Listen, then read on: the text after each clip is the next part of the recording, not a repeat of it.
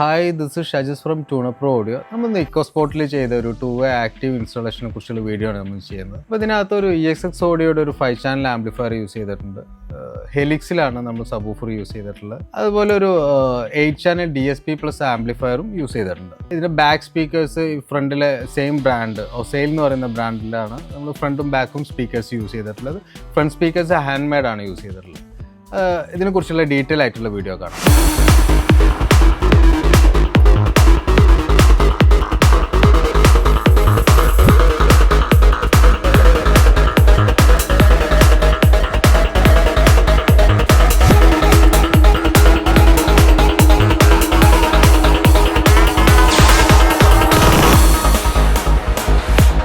This is Oscill's handmade midwoofer. It is a build quality product. 50-60 Hz low frequency is very easy to handle. This is Oscill's tutors handmade silk dome tutor. It is a resolution tutor. Two-way crossover. These three products are kit grills. This product we product use complete functions processor DSP crossover functions this rear fill same brand and coaxial speakers F165X model. These speakers are rear fill use. This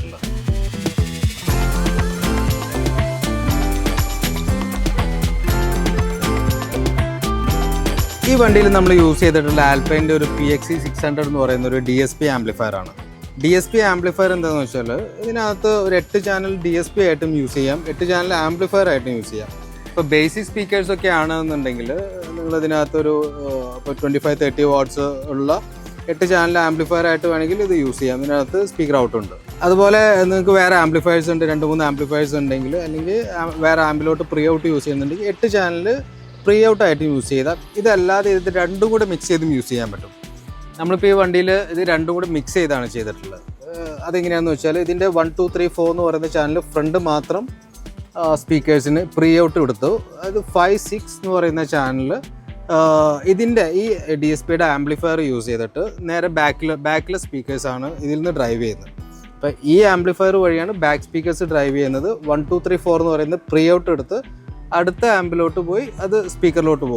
That's 7, 8 channel pre-out use subwoofer load and mono block amp subwoofer load.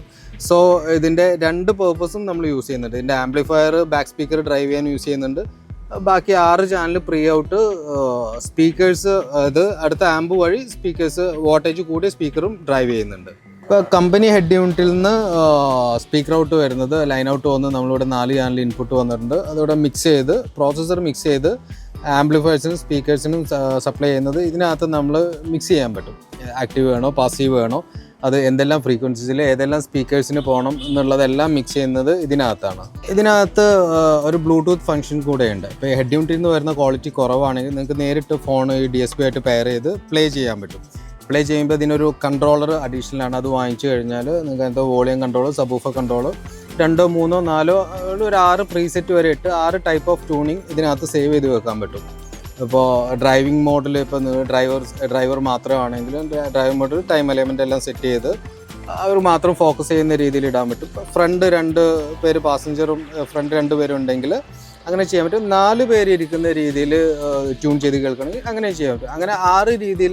tune tuning presets save Mikka customers speakers quality speakers amplify company quality quality kittum ada signal amplify boost speaker head unit bass mid treble and upper tune solution this is the graph we will see. That's why we type speaker tune tune this DSP graph.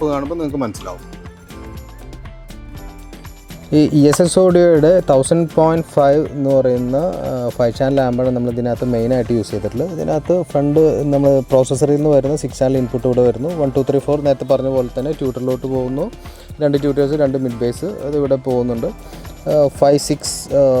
7-8 എന്ന് പറയുന്ന input നമ്മളിത് amplifier തന്നെ bridge ചെയ്ത് single ചാനലായി സബൂഫറിലോട്ട് പോകുന്നു. ഈ വണ്ടി ഇപ്പം നമ്മൾ RTA ട്യൂണിംഗ് ആണ് ചെയ്യുന്നത്, മാനുവലി അല്ല. അപ്പോൾ നമ്മളിത് മൈക്ക് കണക്ട് ചെയ്തപ്പോൾ ഫസ്റ്റ് കിട്ടിയിരിക്കുന്ന ഒരു കർവാണ് ഈ കാണുന്നത്. ഈ 3 ലൈൻസ് കാണുന്നത് ഇതിനകത്ത് ഇപ്പം നമുക്ക് ഫസ്റ്റ് കിട്ടിയിരിക്കുന്ന ഒരു കർവാണ്. അപ്പോൾ അത് മൈക്ക് കണക്ട് ചെയ്തുകൊണ്ട് മാത്രമാണ് നമുക്കിവിടെ ഇത്രയും ഒരു ഡിപ്പ് ഉണ്ടെന്നുള്ളത് കാണാം. അതായത് 130 ഹേർട്സിൽ മിഡ് ബേസിനകത്ത് ഇത്രയും ഒരു ഡിപ്പും റിഫ്ലക്ഷൻസും ഉണ്ട്. അതുപോലെ ഇതിനകത്ത് ഹൈസ് ഭയങ്കരമായിട്ട് കൂടുതലാണ്, മിഡ് ബേസ് തീരെ കുറവാണ്. ബേസ് നിങ്ങൾക്ക് ട്യൂൺ ചെയ്തെടുക്കാവുന്ന കേസുകളാണ്. മാനുവലി ട്യൂൺ ചെയ്യുമ്പോൾ നമുക്കിതൊന്നും അറിയാൻ പറ്റില്ല. ഇപ്പോൾ ഇവിടെ ഡിപ്പുണ്ടോ, ഇത് കൂടുതലാണോ, ഹൈസ് കൂടുതലും ജസ്റ്റ് കുറക്കാം. അതിൻ്റെ ഫ്രീക്വൻസീസ് ഒന്നും നമുക്ക് അറിയാൻ പറ്റില്ല. എന്ത് ഗ്രാഫിലാണ് കിടക്കുന്നതെന്നൊന്നും അറിയാൻ പറ്റില്ല. അപ്പോൾ ഈ ഒരു ഗ്രാഫിനെയാണ് നമ്മളിപ്പോൾ ഈ പിങ്ക് ലൈനാണ് നമ്മുടെ റെഫറൻസ് കർവ്. ഇതിലോട്ട് നമ്മൾ ട്യൂൺ ചെയ്ത് കൊണ്ടുവരും. അപ്പോൾ വണ്ടിക്കകത്ത് നമുക്ക് നല്ല ക്ലീൻ ആയിട്ടുള്ള നമ്മൾ ഉദ്ദേശിച്ചിരിക്കുന്ന ഒരു സൗണ്ട് ഇതിനകത്ത് കിട്ടും. ഇതാണ് നമ്മുടെ ആൽപ്പൈൻ്റെ ഒരു DSP-ൻ്റെ സോഫ്റ്റ്വെയർ വരുന്നത്. ഇതിനകത്ത് നമുക്ക് നോക്കിക്കഴിഞ്ഞാൽ 1 മുതൽ 8 വരെ ഇവിടെ ചാനൽസ് എല്ലാം നമ്മൾ ട്യൂൺ ചെയ്ത് കഴിഞ്ഞിട്ടുണ്ട്. അപ്പോൾ 1 ഫ്രണ്ട് ലെഫ്റ്റ് ട്യൂട്ടറാണ്, 2 എന്ന് പറയുന്നത് ഫ്രണ്ട് റൈറ്റ് ട്യൂട്ടറാണ്. രണ്ടും 2 ടൈപ്പിലാണ് നമ്മൾ ട്യൂൺ ചെയ്തിട്ടുള്ളത്. അപ്പോൾ ഫ്രണ്ട് ലെഫ്റ്റ് എന്ന് പറയുന്നത് നമ്മൾ RTA ട്യൂൺ ചെയ്തിട്ടുള്ളതാണ്. അതിൻ്റെ ടൈമെല്ലാം ഇട്ടപ്പോൾ ഇങ്ങനെയൊരു ഗ്രാഫാണ് ഇതിനകത്ത് കിട്ടുന്നത്. പക്ഷേ നമ്മൾ RTA നേരത്തെ കാണിച്ച ഗ്രാഫിനകത്ത് വ്യത്യാസമാണ്. 2 എന്ന് പറയുന്നത് 1ഉം 2ഉം ഡിഫറെൻ്റ് ആണ്. അപ്പോൾ ഫ്രണ്ട് ലെഫ്റ്റിൻ്റെ ട്യൂട്ടറിൻ്റെ ട്യൂണിങ് അല്ല ഫ്രണ്ട് റൈറ്റിന് വരുന്നത്, അത് വ്യത്യാസമുണ്ട്. അതിൻ്റെ ടൈമും എല്ലാം നമ്മുടെ ചെവിയിലെത്തുമ്പോൾ സൗണ്ടിൽ വരുന്നുള്ള വ്യത്യാസങ്ങളാണ് അതെല്ലാം. അതുപോലെ തന്നെയാണ് ഇതിൻ്റെ മിഡ് ബേസ് മിഡ് ഊഫർ വരുന്നതിൻ്റെ ഗ്രാഫാണ് ഇത്. അത് ലെഫ്റ്റ്, ഇത് റൈറ്റ്, രണ്ടും 2 രീതിയിലാണ് നമ്മൾ ട്യൂൺ ചെയ്തിട്ടുള്ളത്. പക്ഷെ നമുക്ക് കേൾക്കുമ്പോൾ അത് ഒന്നായിട്ട് കിട്ടും. നമ്മൾ ചെവിയിലെത്തുമ്പോൾ അത് ഒരേപോലെയാണ് നമ്മൾ കേൾക്കുന്നത്. സബ്വൂഫേഴ്സ് 7ഉം 8ഉം ഒരേ ഗ്രാഫ് തന്നെയാണ്. സിംഗിൾ ചാനലാണ്, അത് നമ്മൾ മിക്സ് ചെയ്താണ് കൊടുത്തിട്ടുള്ളത്.